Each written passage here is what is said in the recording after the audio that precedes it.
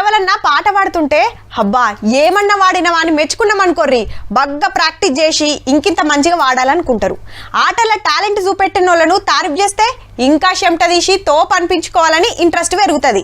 ఇక బగ్గా చదివేటోళ్లకు 10 మందిల సన్మానాలు చేస్తే వాళ్ళని చూసి ఇంకింత మంది గట్టిగా చదువుతారని ఆపోచన. ఇప్పుడు గీ ముచ్చట దేనికంటే వీళ్ళంతా 10వ తరగతిలో 10కి 10 జీపీఏ తెచ్చుకున్న తోపులు. అట్లని కార్పొరేట్ స్కూళ్ళల్లో కాదు, సర్కార్ బళ్ళల్లో చదివినోళ్ళు. వందే మాత్రం ఫౌండేషన్ తరపున రవీంద్ర భారతిలో మెడల్స్ ఇచ్చే కార్యానికి సీఎం రేవంత్ రెడ్డి సార్ వచ్చి అందరిని మెచ్చుకున్నాడు. నరేంద్ర మోడీ గారు కావచ్చు, నారా చంద్రబాబు నాయుడు గారు కావచ్చు, మీ రేవంత్ అన్న కావచ్చు, మేమందరం ప్రభుత్వ పాఠశాలల్లో చదువుకొని ఈ స్థాయికి వచ్చినాం. 20వ తారీఖు దాకా జయశంకర్ బడిబాట కార్యం నడుస్తుంది, బళ్ళను బాగు చేస్తానికి ఎంతైనా ఖర్చు పెడతామన్నాడు.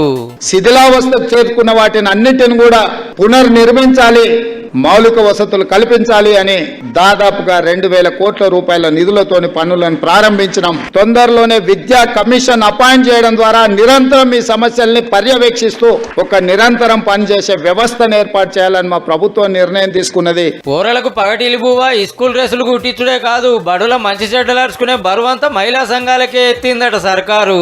విద్యా కమిషన్ పెడతాం, మేధావుల సలహాలు తీసుకుంటాం అన్నాడు సారు. ఏమేం కావాలనో ఈ చెల్లెమ్మ పూసగుచ్చినట్టు చెప్తుంటే ఇంట్రెస్ట్ విన్నాడు. ఐఐటి జేఈ నీట్ వంటి కోర్సులు ప్రభుత్వ పాఠశాలలో కూడా తీసుకురావాలి. లాబొరేటరీలు, లైబ్రరీలు, ఇంకెన్నో ఎక్విప్మెంట్లు మా ప్రభుత్వ పాఠశాలకు కావాలి. పిల్లలు అడిగిన సవలతులని చేస్తారా అంటే ప్రైవేట్లకు పంపే తిప్పలు తప్పుతాయి, గరీబులకు పైసలు మిగులుతాయి. మళ్ళా మార్కులు ర్యాంకులని సర్కారీ స్కూళ్ళకే పక్కా వస్తాయి సారు.